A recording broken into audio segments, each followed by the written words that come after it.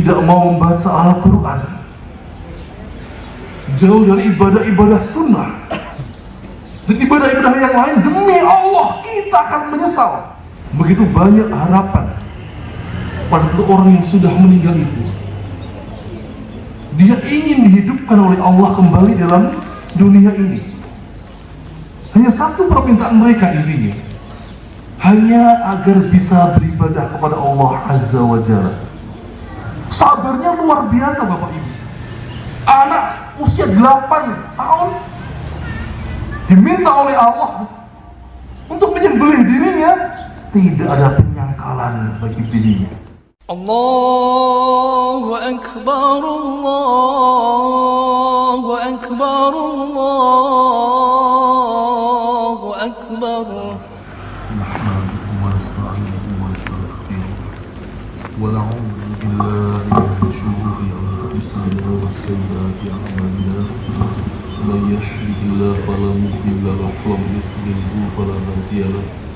Asyhadu an la ilaha illallah wahdahu la syarika lah wa asyhadu anna Muhammadan abduhu wa rasuluh sallallahu alaihi wasallam wa nabiyya ba'dah. Wa qala Allah ta'ala fil kitabil karim, ya ayyuhalladzina amanu taqullaha haqqa tuqatih wa la tamutunna illa wa antum muslimun. Ya ayyuhan nasu taqu rabbakum alladzi khalaqakum min nafsin wahidah وخلق منها زوجها وبث منهما رجالا كثيرا ونساء واتقوا الله الذي تساءلون به والأرحام إن الله كان عليكم رقيبا. يا أيها الذين آمنوا اتقوا الله وقولوا قولا سديدا يصلح لكم أعمالكم ويغفر لكم ذنوبكم ومن يطع الله ورسوله فقد فاز فوزا عظيما. Amma ba'du, wa qala Rasulullah sallallahu alaihi wasallam, fa inna asdaqal hadithi kitabullah wa khairul hadyi hadyi Muhammad sallallahu alaihi wasallam wa syarrul umuri muhdatsatuha wa kullu muhdatsatin bid'ah wa kullu bid'atin dhalalah wa kullu dhalalatin finnar. Allahu akbar, Allahu akbar. La ilaha illallah wallahu akbar, Allahu akbar walillahil hamd. Ikhwani fillah, jamaah Sul Idul Adha rahimani wa rahimakumullah. Alhamdulillah, pada pagi hari ini Allah masih memberikan kita kesempatan untuk menikmati hari raya umat Islam ini, di mana seluruh umat Islam berbahagia menyambut bulan yang indah ini, dan semoga momentum hari raya ini menjadikan kita semakin semangat mendekatkan diri kepada Allah Azza wa Jalla. Pada kita diberikan kesempatan oleh Allah Azza wa Jalla, diberikan kenikmatan yang luar biasa ini, maka kita pergunakan nikmat ini dengan sebaik-baiknya. Kita bisa melihat di Al-Quran, dalam sunnah hadis-hadis Rasulullah sallallahu alaihi wasallam, kita bisa melihat bagaimana Allah Azza wa Jalla menggambarkan kehidupan orang-orang munafik, orang-orang kafir, orang-orang yang jauh dari Allah Azza wa Jalla. Di saat dia dimasukkan oleh Allah di alam kubur, penyesalan mereka datang. Sama nasihat ini diberikan oleh Imam Al-Ghazali. Dia mengatakan, di saat kalian merasakan kesuntukan yang luar biasa dalam hidup kalian, kalian tidak punya harta benda, miskin, susah kehidupan kalian, maka ziarahlah ke kuburan. Kenapa? Beliau menasihatkan perkara itu. Kita bisa melihat Rasulullah SAW pernah mengatakan, begitu banyak harapan pada orang yang sudah meninggal itu. Dia ingin dihidupkan oleh Allah kembali dalam dunia ini. Hanya satu permintaan mereka intinya, hanya agar bisa beribadah kepada Allah Azza wa Jalla. Nah, kita yang diberi Allah kesempatan hidup ini justru banyak mengeluh, bahkan dia ingin mati sekalian. Kenapa? susah menikmati dunia ini. Justru kalau kita ke kuburan, lihatlah apa yang Allah sebutkan di Al-Quran dalam hadis-hadis Rasulullah SAW. Orang kafir hanya minta kepada Allah dihidupkan kembali, dan mereka berjanji kepada Allah untuk hanya bisa beribadah kepada Allah saja, memperbaiki amal. Tetapi bagi orang yang sudah meninggal tidak bisa lagi. Nah, kita yang sudah diberi Allah kesempatan, maka perbaikilah amal kita. Kita bisa melihat demi Allah, nanti kalau kita sudah dimasukkan di alam kubur, kalau dalam hidup ini tidak sungguh-sungguh dalam beribadah kepada Allah, tidak mau membaca Al-Quran, jauh dari ibadah-ibadah sunnah dan ibadah-ibadah yang lain, demi Allah kita akan menyesal. Kenapa? Setelah kita meninggal nanti, Allah paparkan semua apa yang Allah janjikan. Allah paparkan bagaimana pahala salat yang wajib. Allah tunjukkan semua ibadah-ibadah itu dengan pahala yang luar biasa. Pahala membaca Al-Quran, pahala sedekah, pahala ibadah-ibadah sunnah yang luar biasa, Allah tampakkan depan mata kita. Lalu apa yang kita katakan? Kenapa dulu saya jarang membaca Al-Quran? Kenapa saya dulu jarang ibadah sunnah? Sholat wajib saya bolong-bolong dan lain sebagainya. Itu kalau kita sudah meninggal dunia. Tetapi saat ini Allah berikan kita kemudahan. Innal yawma amalan wala hisabun wa ghadan hisabun wala amalun. Sesungguhnya pada hari ini, kata Ali bin Abi Thalib, yang ada itu hanya amal, belum ada hisab. Wa ghadan, setelah kita meninggal nanti, sudah tidak ada amal, yang ada hanya hisab dari Allah Azza wa Jalla. Bahkan orang yang jihad fisabilillah disebut oleh Rasulullah SAW, setelah dia meninggal nanti, Allah tunjukkan janjinya dengan pahala orang yang jihad fisabilillah. Justru dia menyesal, minta Allah dihidupkan kembali agar apa? Dia bisa mati kembali dalam jihad fisabilillah, karena Allah tampakkan pahala yang luar biasa. Sama Allah di Al-Quran, bisa Allah amanahkan uang yang begitu banyak. Bisa dia meninggal nanti, dia meninggal uang yang banyak. Demi Allah, kata Allah, dia menyesal, minta kepada Allah dihidupkan kembali agar dia bisa mensedekahkan harta yang dia tinggalkan dunia nanti. Kenapa dahulu waktu Allah memberikan saya amanah harta yang banyak, dalam hidup saya dulu saya tidak menginfakkan, mensedekahkan harta saya, tapi semua sudah menjadi bubur. Maka di saat kita diberi Allah kesempatan ini, gunakanlah dengan sebaik-baiknya. Jamaah salat Id rahimani wa rahimakumullah. Kalau kita melihat bulan Dzulhijjah ini, ada amalan yang luar biasa. Ada ibadah haji, ada Yaumun Nahar, ibadah menyembelih hewan kurban. Dua ibadah ini tidak bisa lepas dengan tokoh yang luar biasa, yaitu Nabi Ibrahim alaihissalam. Beliau diabadikan nama beliau sebanyak 69 kali dalam 24 surat. Nabi Ibrahim alaihissalam pun mempunyai gelar Abul Anbiya, karena 25 nabi dan rasul yang Allah sebutkan di Al-Quran, 19-nya berasal dari keturunan Nabi Ibrahim alaihissalam. Maka wajar di saat Rasulullah Mi'raj diangkat oleh Allah ke langit yang ke-7, beliau bertemu dengan Nabi Ibrahim alaihissalam sedang bersandarkan di Baitul Ma'mur. Di saat itulah Rasulullah SAW mengatakan, ternyata wajah Nabi Ibrahim alaihissalam seperti wajahku. Fisiknya pun hampir sama. Maka beliau Nabi Ibrahim alaihissalam termasuk ulul asmi, Nabi yang begitu penyabar menghadapi ujian dari Allah Azza wa Jalla. Kalau kita melihat banyak ujian Nabi Ibrahim alaihissalam semenjak beliau masih muda, bahkan di saat beliau umur 80 tahun, Allah perintahkan Nabi Ibrahim alaihissalam untuk berkhitan. Bahkan Rasulullah SAW di Bukhari beliau menyampaikan Nabi Ibrahim di saat umur 80 tahun beliau berkhitan dengan qadu. Apa itu? Dengan kapak, dengan pisau yang besar. Bahkan dalam diskusi Ibnu Abbas mengatakan di saat umur 80 tahun itu Allah perintahkan Nabi Ibrahim berkhitan. Nabi Ibrahim langsung mengkhitan dirinya sampai Allah dalam diskusi mengatakan, wahai Ibrahim, kenapa engkau segera mengkhitan dirimu padahal kami belum menentukan dengan apa engkau berkhitan.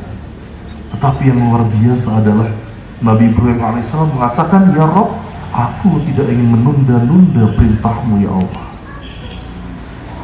Tidak hanya sampai di situ. Di saat beliau Nabi Ibrahim alaihissalam diperintahkan oleh Allah Azza wa Jalla bersama istrinya Hajar dan anaknya yang waktu itu Ismail masih dalam persusuan, disuruh oleh Allah Nabi Ibrahim meninggalkan istri dan anaknya di Mekah, sebuah tempat yang tidak ada penghuninya, tidak ada makan minumnya. Beliau meninggalkan istri anaknya di situ, hanya 2 orang dengan perbekalan yang sedikit, air yang sedikit, makanan yang sedikit. Sampai istri beliau Hajar di saat beliau meninggalkan 2 orang kekasihnya yang dia cintai ini, Hajar bertanya pada Nabi Ibrahim alaihissalam, wahai Ibrahim, apakah engkau akan meninggalkan kami di sini berdua dengan kondisi yang seperti ini? Ditanya berkali-kali, Nabi Ibrahim tidak menjawab. Sampai pada akhirnya Hajar memegang bahu Nabi Ibrahim alaihissalam. Dia mengatakan, wahai Ibrahim, apakah ini perintah Allah Azza wa Jalla? Maka Nabi Ibrahim alaihissalam mengatakan, betul, ini perintah Allah Azza wa Jalla. Lalu Hajar mengatakan, kalau ini perintah Allah Azza wa Jalla, Allah tidak akan melantarkan diriku. Maka Nabi Ibrahim pun pergi. Tinggal 2 orang yang mulia ini, Hajar dan Ismail. Bisa semua bekalnya habis, ASI tidak keluar, yang menyebabkan Ismail menangis. Hajar kebingungan. Dia berlari ke sebuah bukit yang tinggi, hanya ingin mencari orang. Ada orang di sini tidak? Ada kehidupan tidak? Maka di bukit Sofa ini, beliau tidak ketemu siapa-siapa. Kembali berikutnya ke bukit yang tinggi lagi, mencari ada orang, ada makan minum tidak? Ternyata tidak ada siapa-siapa. Ternyata bukit itu adalah bukit Marwah. Sampai beliau berputar 7 kali. Pada saat itulah datang malaikat Jibril. Dalam sebuah tafsir disebutkan beliau mengaiskan kakinya. Dalam tafsir yang lain mengaiskan dengan tumit atau kaki atau dengan sayapnya.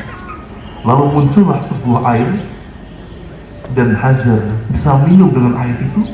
Lalu dengan takdir Allah aslinya terisi kembali. Alhamdulillah Ismail bisa disusui lagi. Hanya tinggal berdua mereka. Tapi pada suatu hari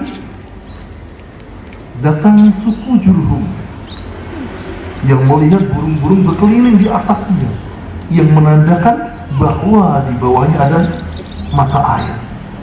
Dan ternyata betul, setelah suku Jurhum ini masuk di situ, beliau bertemu dengan Hajar dan Ismail, minta izin untuk minum air Zam-Zam itu dan diizinkan. Tetapi Hajar mengatakan, silahkan meminum, tapi jangan engkau miliki air ini. Maka semenjak itulah suku Jurhum menghabar sampai kaum-kaum yang lain untuk tinggal di situ. Maka bersyukurlah Hajar, dalam kehidupannya diliputi dengan banyak orang.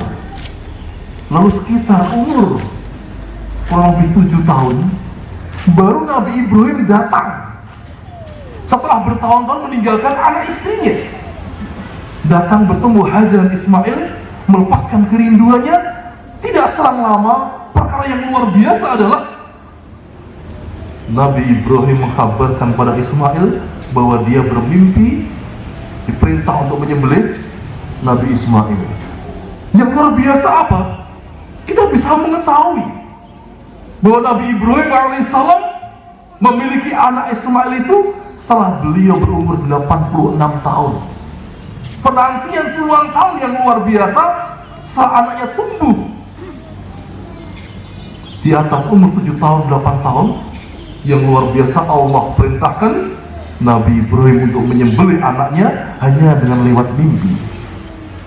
Dan Ibnu Abbas mengatakan mimpinya para rasul itu adalah wahyu. Dan berita ini disampaikan pada Ismail alaihissalam. Justru jawaban Ismail alaihissalam luar biasa. Beliau mempersilahkan bapaknya untuk menyembelih dirinya. Bahkan beliau mengatakan, insya Allah Nabi Ibrahim kelak akan menjumpai dirinya termasuk orang-orang yang penyabar. Ternyata betul yang ada di Al-Quran. Di saat Nabi Ibrahim alaihissalam minta pada Allah, Rabbi habli minas solihin, beliau minta diberi oleh Allah anak yang soleh, maka Allah berfirman, Wabasarnahu bi ghulamin halim. Allah datangkan kabar gembira dengan kedatangan anak yang penyabar. Sabarnya luar biasa Bapak Ibu. Anak usia 8 tahun diminta oleh Allah untuk menyembelih dirinya, tidak ada penyangkalan bagi dirinya. Kita biasa bayangkan di saat ini, bagaimana ada mungkin anak seusia itu sudah memahami perintah Allah Azza wa Jalla, mau disembelih lagi. Tapi yang luar biasa adalah Ismail alaihissalam mempersilahkan bapaknya untuk menyembelih dirinya.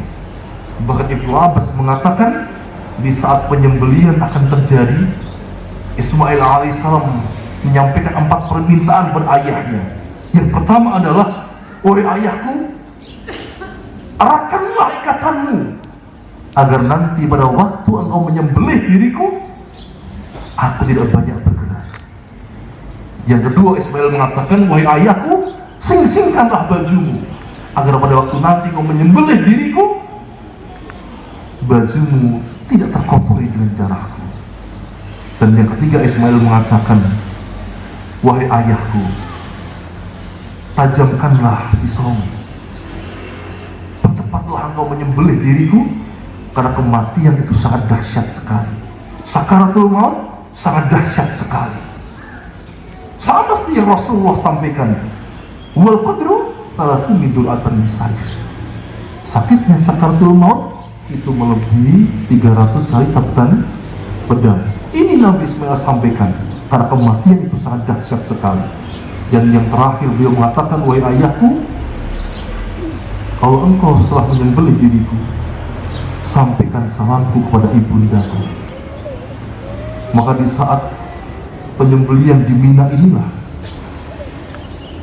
beliau sudah mempersiapkan penyembelihan. Allah menggantikan Nabi Ismail dengan seekor domba yang besar. Dan itu Abbas mengatakan, domba besar itulah domba yang dulu merupakan kurban dari persembahan Habil. Di saat Nabi Adam alaihissalam menyuruh anaknya Qabil dan Habil untuk berkorban atau mempersembahkan apa yang dia miliki yang terbaik. Karena Qabil seorang petani, maka Qabil mempersembahkan hasil tanaman, tetapi biasa saja. Tapi Habil mempersembahkan domba yang sangat besar, domba yang terbaik. Dan ternyata dua kurban ini, dua persembahan ini yang diterima adalah persembahan dari Habil. Maka domba Habil diangkat oleh Allah ke langit. Yang kata Ibnu Abbas, domba itulah yang Allah gantikan Nabi Ismail alaihissalam. Allahu Akbar, Allahu Akbar, la ilaha illallah, Allahu Akbar, Allahu Akbar, walillahil hamd. Jamaah sholat Id rahimani wa rahimakumullah. Di saat malaikat Jibril menghaiskan kakinya hingga terbitlah, muncullah air Zam-Zam.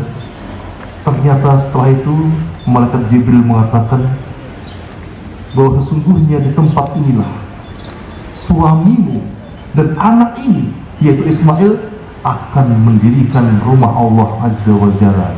Maka betul Nabi Ibrahim setelah itu diperintahkan oleh Allah untuk mendirikan Baitullah.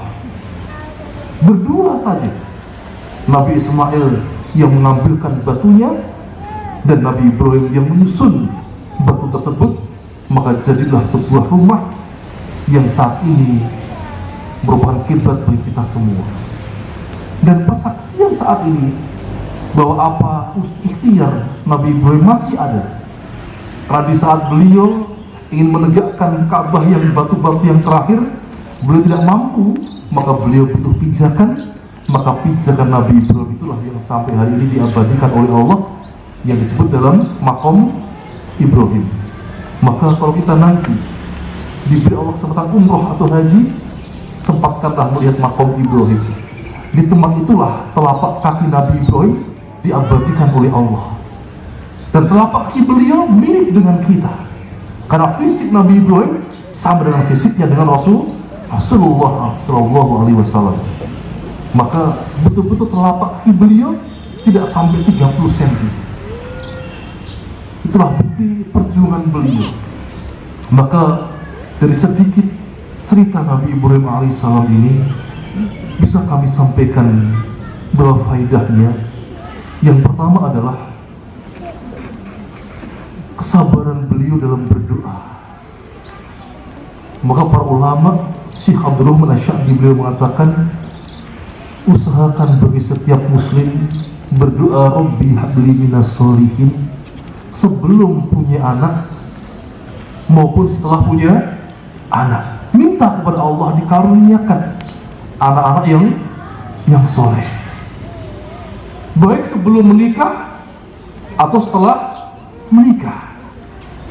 Maka kebiasaan Rasulullah SAW, beliau selalu mengelus putra-putri beliau, mengelus anak-anak sahabat beliau, dan mendoakan barakallahu fikum.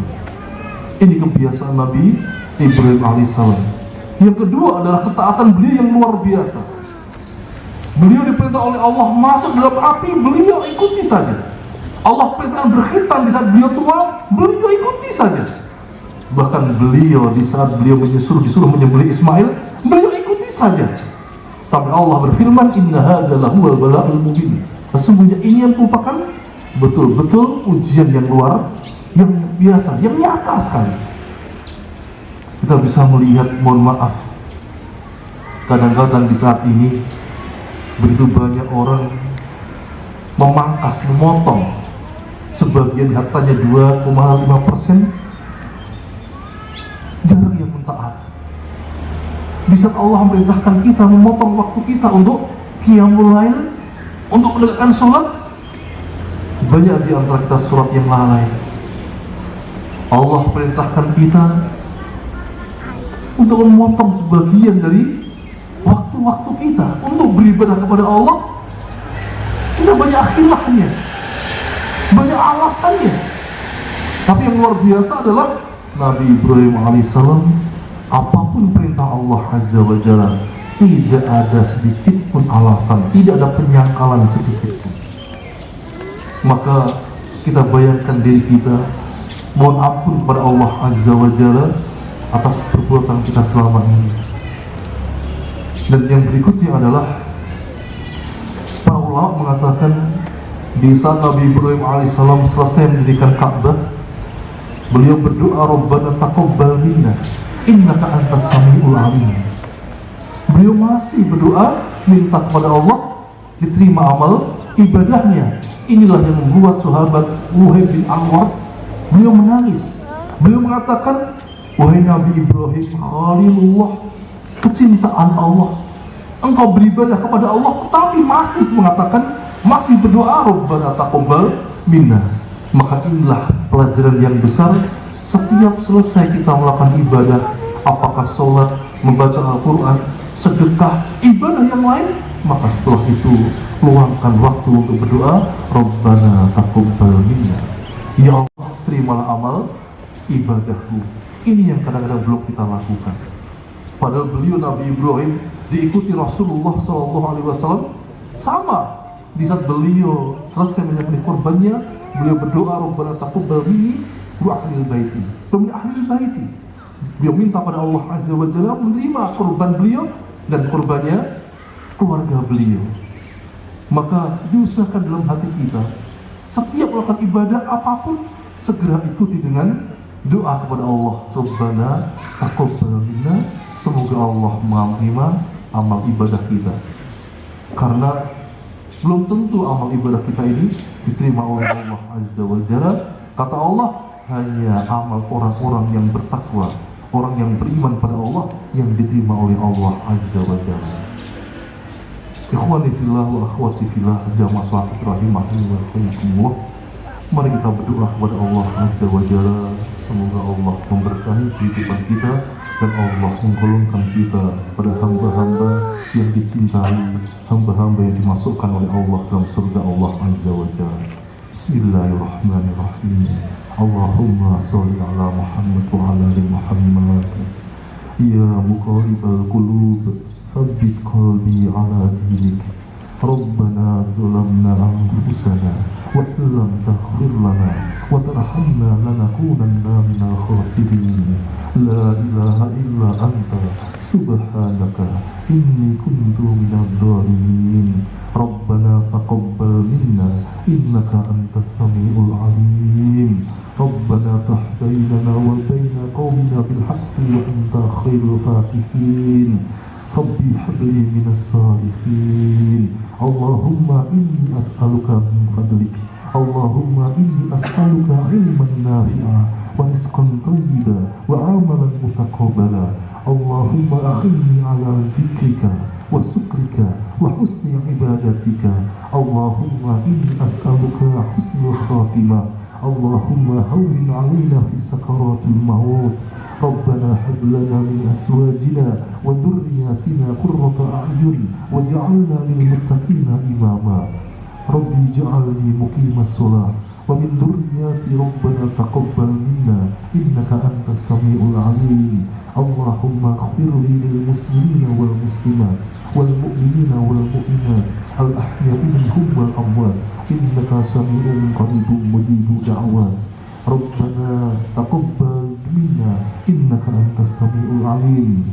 Rabbana ighfir lana wa li ikhwanina alladhina sabaquna bil iman wa la taj'al fi qulubina ghillan lil ladzina amanu rabbana innaka ra'ufur rahim. Rabbi ighfir li wa li walidayya warhamhuma kama rabbayani shaghira. Rabbana atina fid dunya hasanah wa fil akhirati hasanah wa qina adzabannar. Walhamdulillahi rabbil alamin. Assalamualaikum warahmatullahi wabarakatuh.